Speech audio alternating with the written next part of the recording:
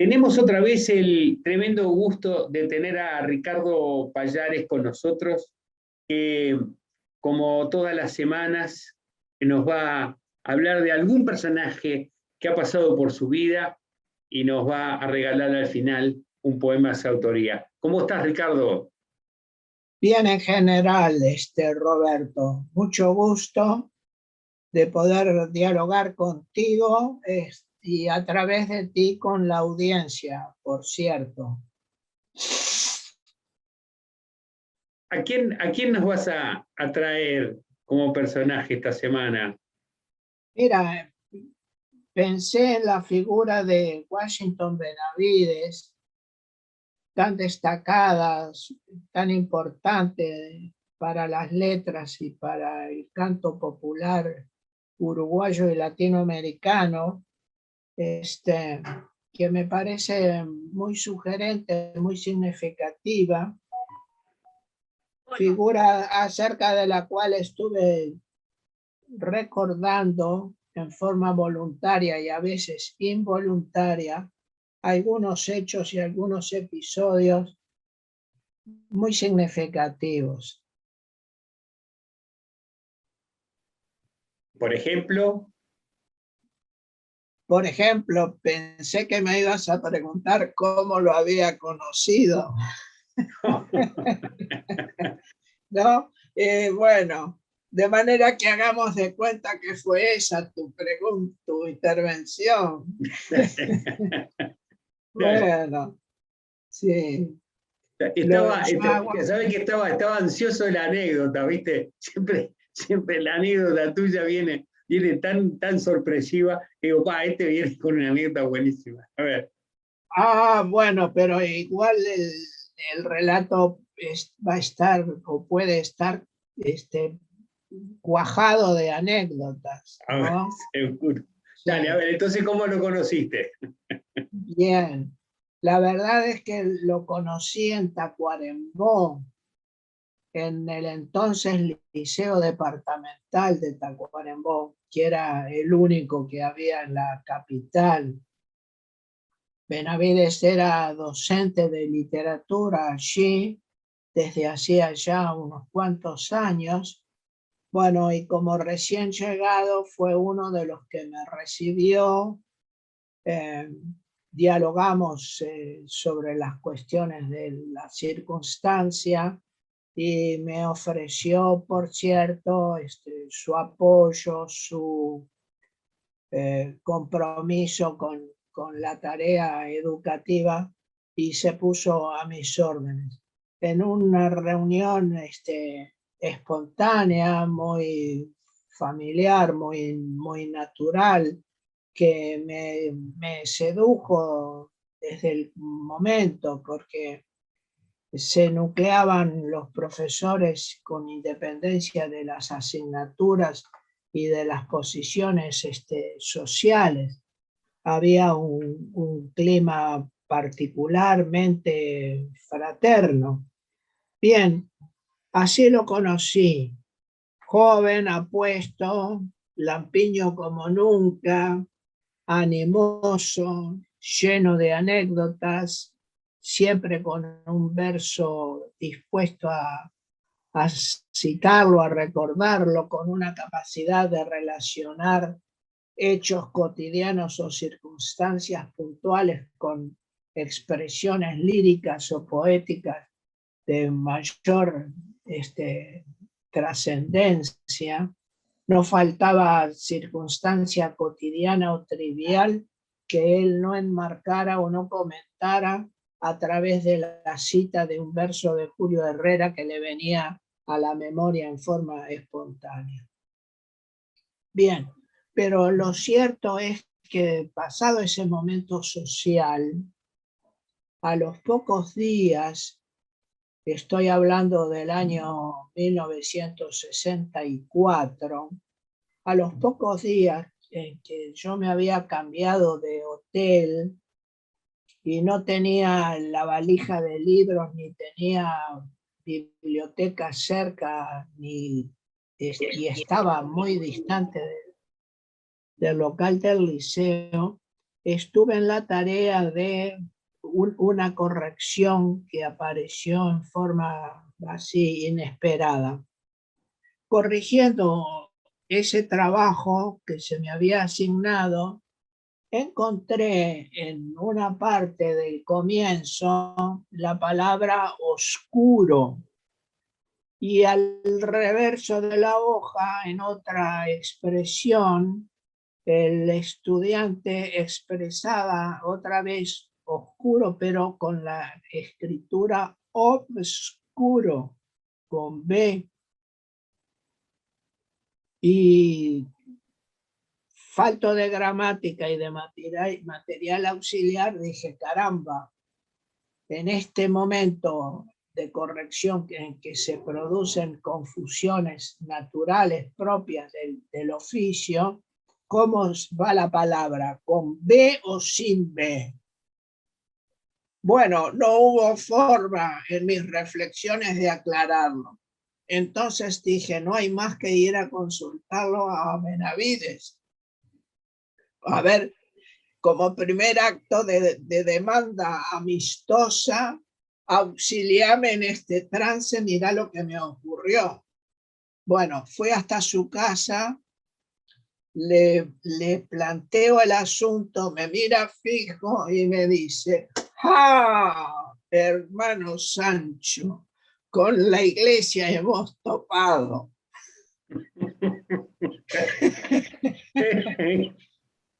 Con la iglesia, yo digo, caramba, sí, pero va, ¿con B o sin B?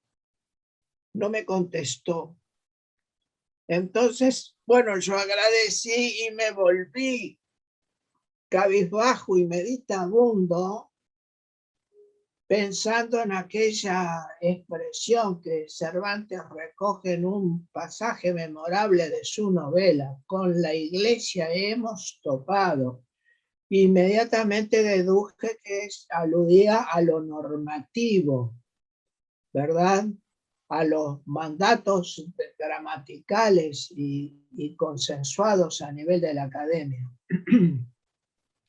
Lo cierto es que demoré unos cuantos días en poder aclarar la duda, por lo que el resultado fue de una actitud necesaria de investigación y de estudio para aclarar esas dudas, porque en realidad la palabra, y ahí están los arbitrios de la lengua, la palabra puede escribirse de las dos maneras. Con B es la escritura que corresponde a la tradición etimológica de la palabra, cuyo origen es latino, de oscuro, que significa carente de luz. Y oscuro es la versión más actual, de uso más corriente, pero que también pertenece al ámbito de lo posible.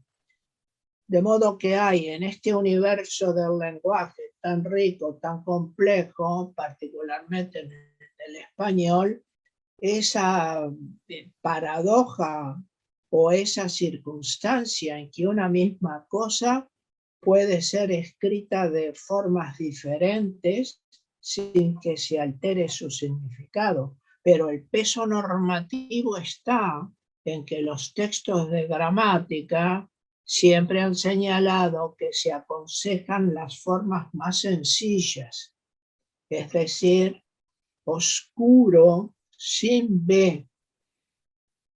Y por tanto, allí se aprecia de manera muy sutil una clara presión normativa, ¿verdad? Bueno, así que así fueron mis primeros contactos con Washington Benavides, que siempre dieron lugar a una sonrisa, a un comentario fraterno,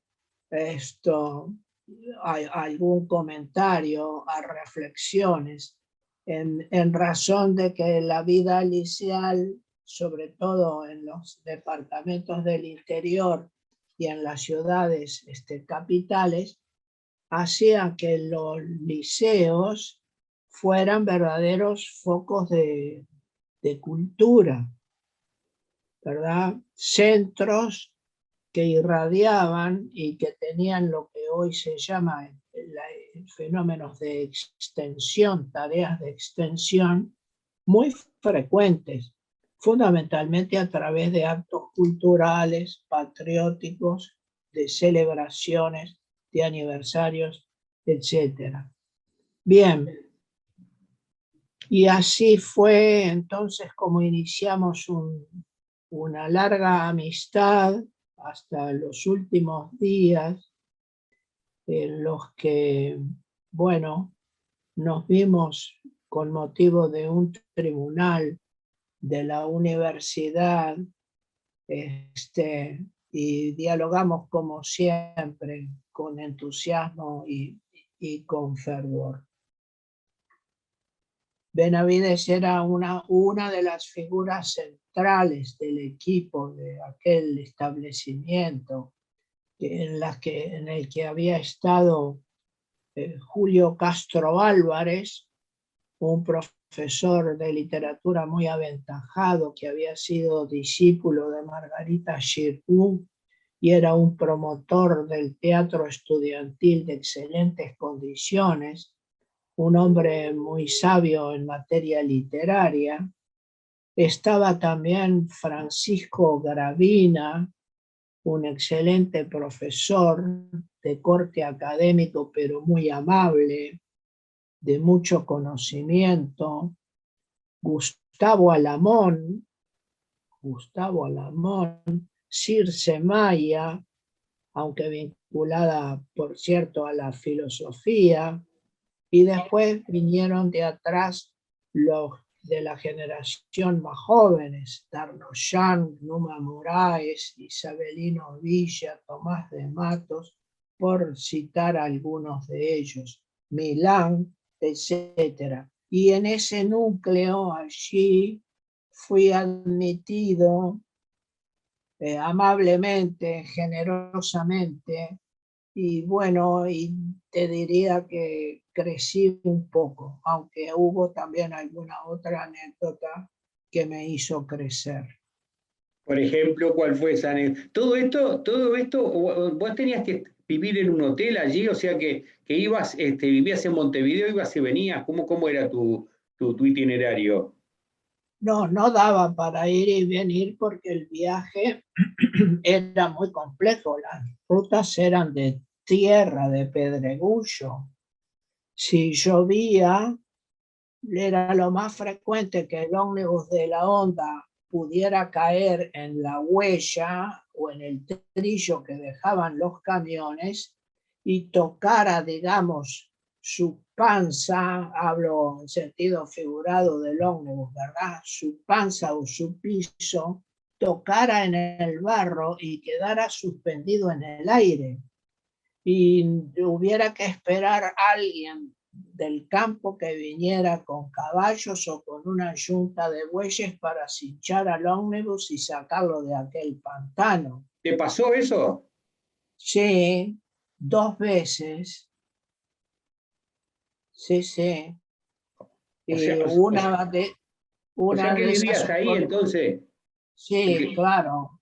Los viajes duraban 12 horas o algo Uh, así. uh, Sí, era muy difícil, es muy difícil.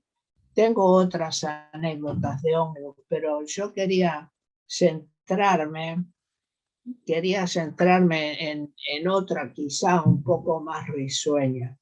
Pero yo residía en los anexos de un hotel y después fui bajando de categoría en las pensiones. Inevitable. Fui a una buena y terminé en otra de mala muerte, en la cual un día pedí un té y me trajeron en un pocillo cascado viejo de 7 colores un poquito de café con una mosca dentro. Y yo dije, no, lo que yo pido por favor es un té. Y la mujer me decía totalmente asombrada, decir, ¿Você quiere un chá? Yo, sí, un té. Ah, un chá. Y me volvió a traer el mismo platillo con algo que parecía té, pero con la misma mosca adentro. Y no pude tomar nada, ¿no? Entonces, claro, enojado me fui a mi habitación y la cerré. Cuando cerraba la habitación quedaba sin luz porque no había ventana. Y resulta que la pared limítrofe de la habitación era un tabique, del otro lado del cual vivía o estaba una señora muy viejita que rezaba el día entero y entre las oraciones me incluía.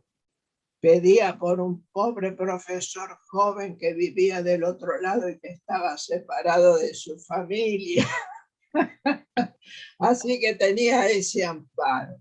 Bueno, de manera que era así, era muy difícil económicamente, aunque después hubo un cambio, ¿verdad? Transitorio, que se puede tomar también como anécdota, y hay muchos amigos o personas que no lo creen. En el año, puede ser que me equivoque en unos meses o me falte exacta precisión, pero entre el 65 y el 67, los profesores con el cupo de horas correspondiente al grado, ganábamos alrededor de 3.000 pesos más que un diputado. Mirá, increíble. 2 años después, con la crisis económica, la rebaja salarial implícita, el proceso de inflación, el proceso de carestía, los docentes pasamos a ganar 3.000 pesos menos que un diputado. Oh, qué va.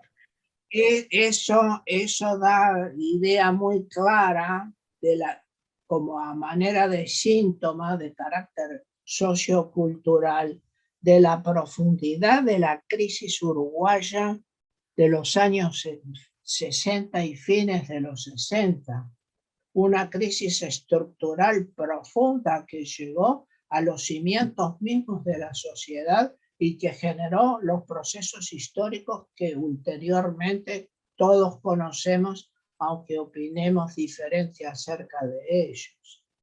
Bueno, pero ese fue un hecho particularmente difícil de sobrellevar y difícil de adecuarse a esa nueva realidad. Bien. Entonces, volvamos a Washington Benavides. Volvamos a Washington Benavides. Yo te voy a mostrar el ejemplar que tengo de las milongas, un pequeño librillo del año 1965, editado por el sello 7 Poetas Hispanoamericanos en Montevideo, un librillo con una tapa de cartulina rústica gruesa y con hojas de papel rústico, papel obra pero de poca calidad, un verdadero objeto de arte por su carácter de librillo, pero por la sencillez extraordinaria que él tiene, donde está la más importante de las obras iniciales o del primer periodo de Washington Benavides, en la que se definió gran parte de su estilo y de su lenguaje, ¿verdad? Y bueno, y se me ha venido a la memoria y al presente algunos aspectos de la famosa composición Yo no soy de por aquí, que ha sido cantada por Darmoyan, por Numa Moraes y por otros cantantes de fama. Es una composición en versos octosílabos que tiene 4 pies quebrados, es decir, el último verso de cada estrofa tiene la mitad de sílabas. Yo no soy de por aquí, no es este pago mi pago, que es otro, que ya no sé si lo hallo. Lugar que ponga en su sitio mi corazón desvelado, pero es bien que ahora lo diga y claro, ese lugar, si es que existe, tendrá que ser como un playo donde se nivelen todos la misma tierra pisando. Si llega a estar a la vuelta de algún cerrito esperando, no me lo pongan en duda que me abajo. Pero también si me dicen que ese paraje que no hallo, tengo que ayudar a hacerlo, meter el hombro y alzarlo, no me lo pongan en duda que me abajo. Bueno, en este texto está toda la capacidad de recreación y de originalidad puesta en juego, porque el texto, sobre todo por la base de los octosílabos, que es el ritmo popular por excelencia, canta. El canto del texto es el que acompasa y se integra al ritmo y a la modalidad de la milonga como forma musical. E incluso llama la atención un barbarismo que utiliza, son pocos los que hay en el libro, pero con gran maestría, a bajarse, por bajarse, ¿verdad? Que viene de la tradición de la gauchesca, de José Hernández, de Bartolomé Hidalgo, de Hilario Ascasubi, etc., que es una forma de escritura de la expresión o del nivel fonético en el habla del gaucho y en el habla gauchesca. Y luego el sentido de la universalidad de lo fraterno, de encontrar un sitio que ha de ser como un playo, es decir, como un lugar plano y extenso, grato y amable, capaz de albergar a todos. Y la vocación por ayudar a hacerlo. O tener en cuenta, por ejemplo, el texto, el instrumento, la milonga, el instrumento. Te pregunto si cuando Washington lo compone, cuando escribe esto, ¿ya está pensando en que va a ser una canción o es trabajado como poema? Yo creo que ambas cosas. Hay en el oído del creador un eco sonoro de índole musical que se ajusta o no se ajusta según su percepción y su valoración al canto o no. Pero de acuerdo a la formación de Benavides, al gusto que se le inculcó en su casa por la música y el canto, no solamente la música y el canto popular, sino las formas cultas o elaboradas de la música también. Era Benavides un fino escucha de los clásicos, un gustador también de la música elaborada. De manera que no solo por la formación de su infancia tenía necesariamente que tener en cuenta para el libro Las Milongas, tener en cuenta el sonido musical propio de la milonga, el ritmo y las inflexiones, De modo pues que yo estoy seguro que no fue ajeno a esto que tú preguntas. Al contrario, que lo tuvo muy en cuenta. Por ejemplo acá, el instrumento.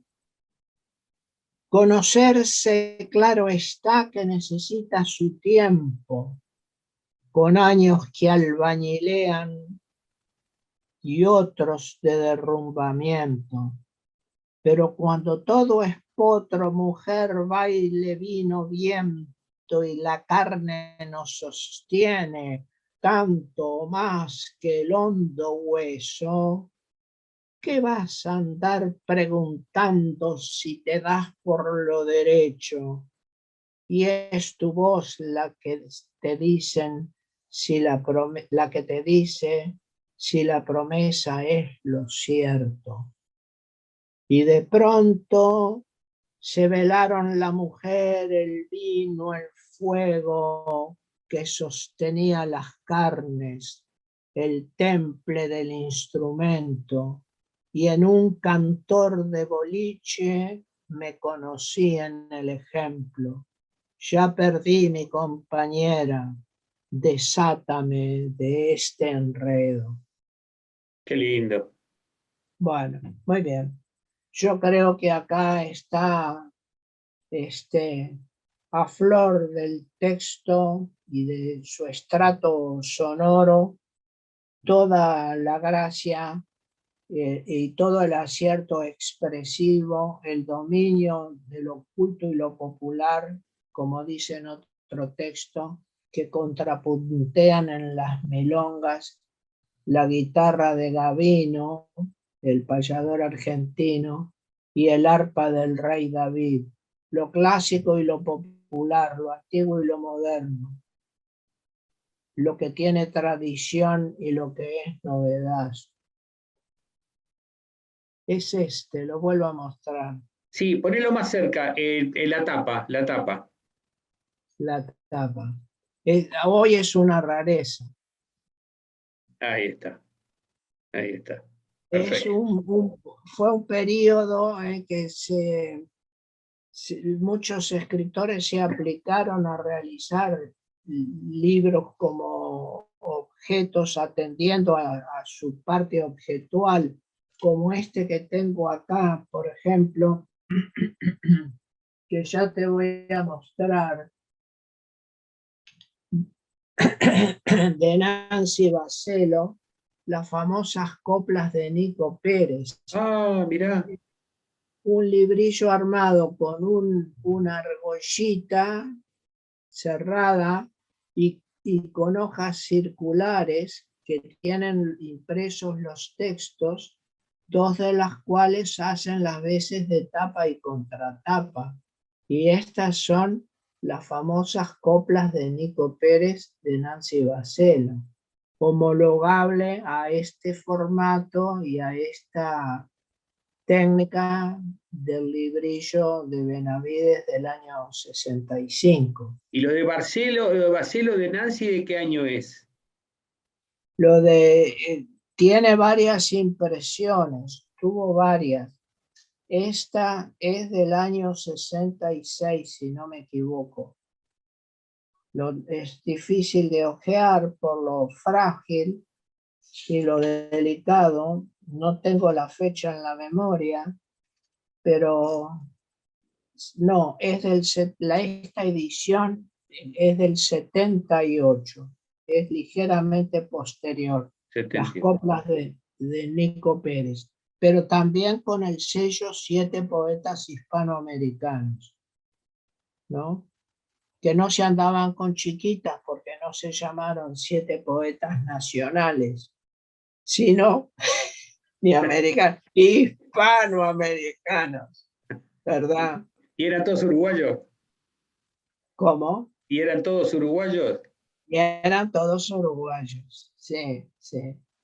Bien, de manera pues que estos son los recuerdos principales que me trae la evocación de Washington Benavides, con el que Tacuarembó se puso al día al dar su nombre a una de las principales avenidas del balneario Iporá, que tiene por fondo una elevación a la distancia donde flamea una bandera patria muy vistosa, muy bonita.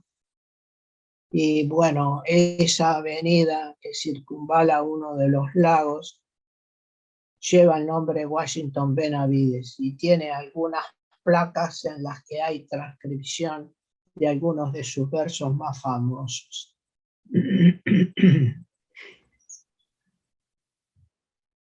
Querido Pallares, fue un enorme gusto tenerte otra vez con nosotros recordando esta figura tan querida en el cancionero nuestro, ¿no? Que nos tiene tan arraigado. Muchísimas gracias por este encuentro, Ricardo Pallares. Bueno, un gusto. La anécdota la dejamos para otra ocasión. Me debes una anécdota de Washington Pallares. De Washington Benavides. Te mando un Bueno, abrazo. hasta pronto, hasta pronto.